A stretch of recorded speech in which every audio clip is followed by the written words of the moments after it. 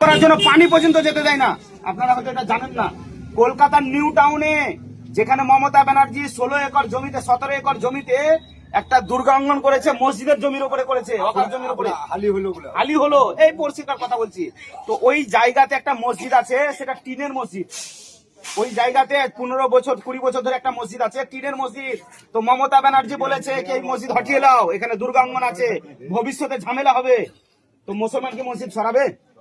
সরাইনি, আর পানি যাওয়া বন্ধ করে দিয়েছে। জানেন, উজু করবে মুসলমানে, নামাজ পড়ার জন্য পানি নেই, সরকার পানি কেটে দিয়েছে। আর ওখানে কারেন্ট দেয়নি, লাইট জ্বালায়নি, ওখানে আগুন মোমবাতি জ্বালিয়ে নামাজ পড়ছে মুসলমানে। আপনারা জানেন না খবর, এই খবর হতে দেয় না ন্যাশনাল মিডিয়াতে। এটা কে করেছে? মমতা ব্যানার্জি করেছে। তো মমতা ব্যানার্জি মহাকাল মন্দিরও তৈরি করছে, জগন্নাথ মন্দিরও তৈরি করছে। সবই তো জানছেন, সবই তো জানছেন, বলার কিছু নেই। বলতে পারি না। তো এখন ঘটনা হচ্ছে বলতে পারছেন না, আমি তো বলতে পারছি, কিন্তু বলতে পারছি। কেন বলতে পারছি? কারণ আল্লাহ বলেছে তোমার জান একটা, মরবা একবার, হাজারবার লয়, মরবা একবার।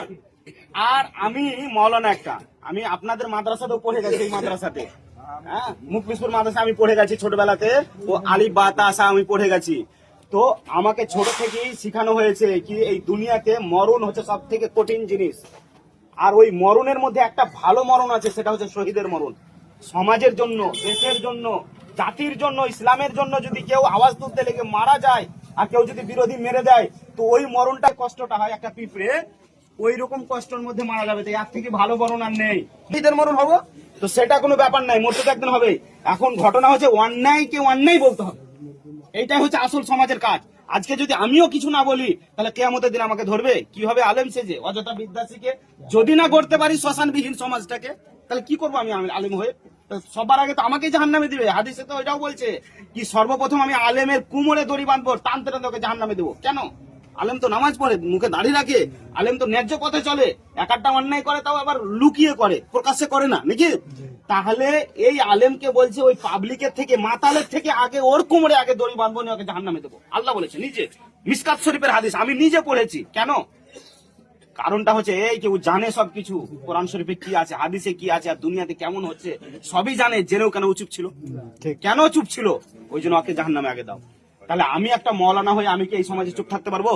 আগো কোনোদিনই চুপ থাকতে পারবো না। তাই আমি এত বড় কষ্ট করে এই রাতের অন্ধকারেও আপনাদের সমাজে এসেছি। আপনাদের সমাজ নয়, এটা আমার সমাজ।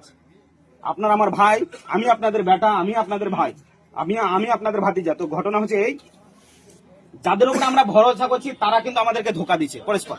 এই শতাব্দী মহাশয় আমাদের ওয়াকাফ যখন সম্পত্তি লুটপাট হওয়ার মানে আইন তৈরি হচ্ছিল, যে সমাজে আইন তৈরি হচ্ছিল, ওই সমাজে শতাব্দীকে রুখে টানাতে হতো আমাদের পক্ষ হয়ে, নাকি গো? শতাব্দী আমাদেরকে ভোট দিতে যায়নি, একটা স্যালাইনের বোতল নিয়ে টিভির সামনে মিডিয়াকে ডেকে নিল, আর টিভির সামনে পশ্চিমবাংলার মানুষকে, বীরভূমের লোককে বললো ভাই দেখো আমার তো স্যালাইন চলছিল। কত বড় নাটক!